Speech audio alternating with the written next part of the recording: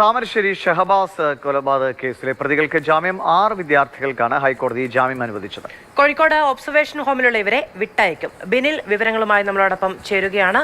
ബിനിൽ, സംസ്ഥാനം ഏറെ ചർച്ച ചെയ്ത ഒരു വാർത്തയാണ്. പഠനത്തിനടക്കമുള്ള ആനുകൂല്യങ്ങൾ നേരത്തെ കോടതിയിൽ നിന്ന് ലഭ്യമാക്കിയതാണ്. കടുത്ത സുരക്ഷാ ക്രമീകരണങ്ങളുടെ പശ്ചാത്തലത്തിൽ ഇപ്പോൾ ജാമ്യവും അനുവദിച്ചിരിക്കുന്നു. വിവരങ്ങൾ എന്തൊക്കെയാണ്?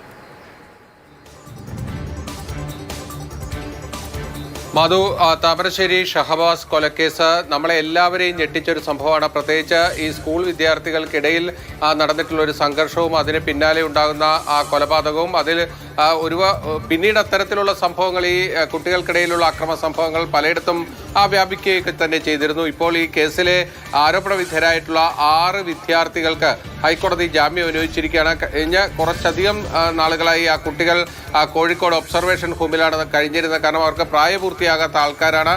അതുകൊണ്ട് തന്നെ അവർക്കെതിരെ ജുവനൈൽ ജസ്റ്റിസ് നിയമപ്രകാരമുള്ള നടപടികളാണ് അസാധ്യമായിട്ടുള്ളത്.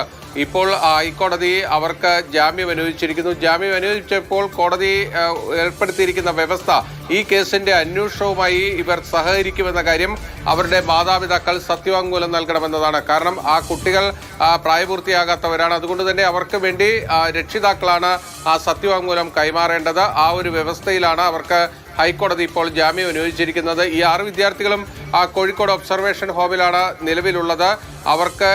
അവരെ അവിടെ നിന്ന് ഈ ഉത്തരവിന്റെ അടിസ്ഥാനത്തിൽ ഈ ജാമ്യ വ്യവസ്ഥകൾ പൂർത്തീകരിച്ചു കഴിഞ്ഞാൽ വിട്ടയക്കും. നേരത്തെ തന്നെ ഹൈക്കോടതി ഇവർക്ക് +2 പഠനത്തിനുള്ള സൗകര്യം ഒരുക്കാൻ നിർദ്ദേശിച്ചിരുന്നു.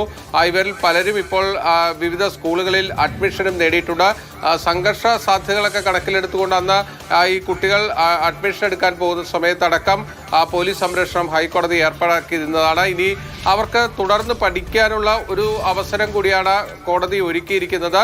ഈ കേസിനെ സംബന്ധിച്ചിടത്തോളം ആ കേസ് പിന്നീട് ഈ ജുവനൈൽ ജസ്റ്റിസ് നിയമപ്രകാരമുള്ള നടപടികളായിരിക്കും അതിൽ ഉണ്ടാകുക. പ്രത്യേകിച്ച് അവർ പ്രായപൂർത്തിയാകാത്ത പ്രതികളെന്ന നിലയിൽ അവർക്ക് ആ രീതിയിലുള്ള ചില ഇളവുകളും നിയമപ്രകാരം ലഭിക്കുന്നതാണ്. എന്തായാലും ആ കേസിലെ പ്രതികൾക്ക് ഇപ്പോൾ ഹൈക്കോടതി ജാമ്യം അനുവദിച്ചിരിക്കുന്നു. വ്യവസ്ഥകളോടുകൂടി തന്നെയാണ് ഹൈക്കോടതി ജാമ്യം നൽകിയിരിക്കുന്നത്.